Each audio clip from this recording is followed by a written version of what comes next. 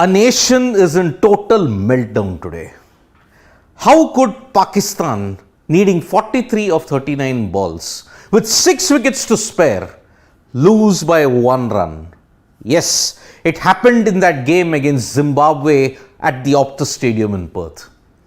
Pakistan, remarkably now, 6 matches in Australia, 5 losses, 1 no result. They are yet to win a T20I down under.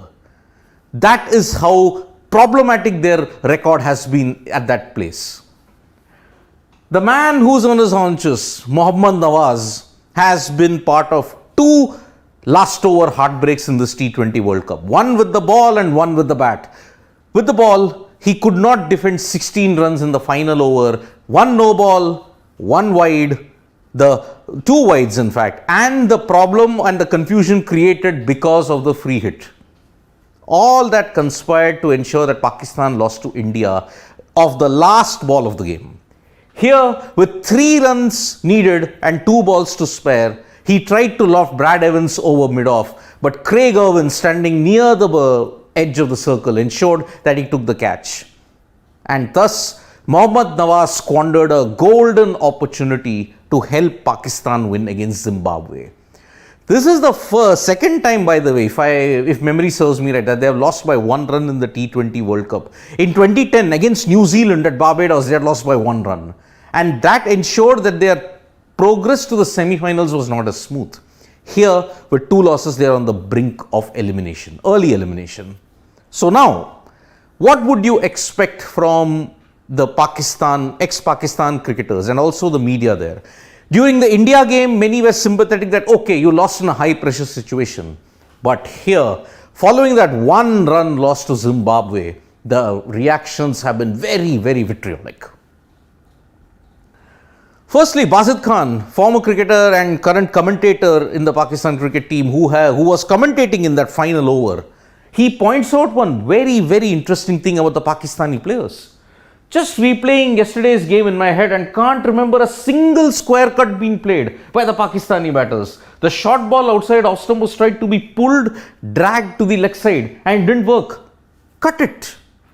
Indeed, Mohammad Rizwan and Babar Azam, can you recollect any of the Pakistani players playing a proper square cut? Not many. Mostly were trying to drag it to the onside. It's like how we play gully cricket, trying to drag it to the onside with any kind of ball that's pitched outside off stump. But this is where the real criticism begins of the Pakistan cricket team. Shahid Afridi has said, will not call this an upset. If you watch the match, you know Zimbabwe played top cricket from ball 1 and showed how to defend a low total on a batting pitch.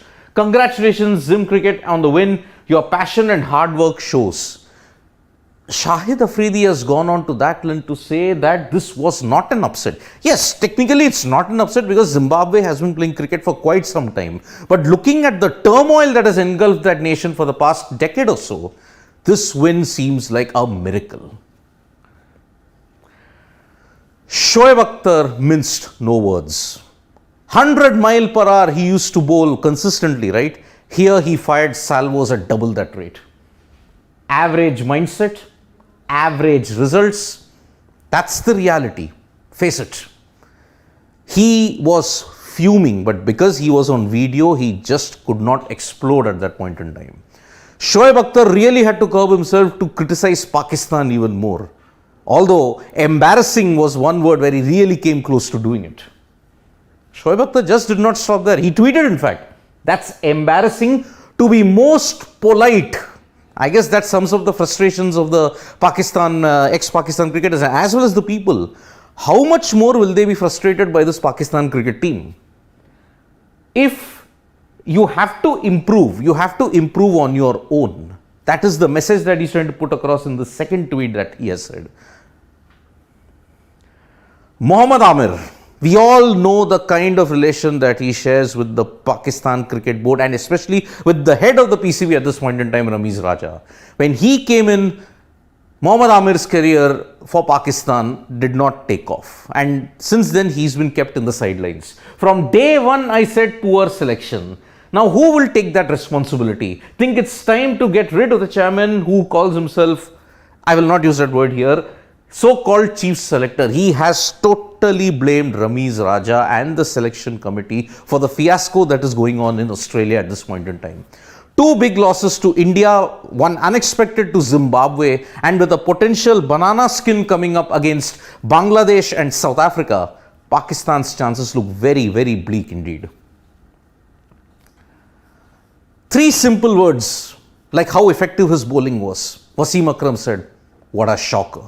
Indeed, Wasim Akram was really, really shocked. I mean, what can you say? Pakistan, 17 T20s that they played against Zimbabwe, they have won 16 and lost once. Now, the second loss has come at a time when they are staring at elimination. Saeed Ajmal, the former off-spinner, has said, Zimbabwe beats Pakistan by 1 run. Unbelievable. Great job, Zimbabwe. Bowling was great today by Shadab, Wasim and Rauf. Hard luck, Pakistan. Well, he's not gone hard on his team. He's complimented Shadab, Mohammad Wasim Jr. and Haris Rauf. Remember, Wasim Jr. and Haris Rauf bowled with absolute fire on that deck.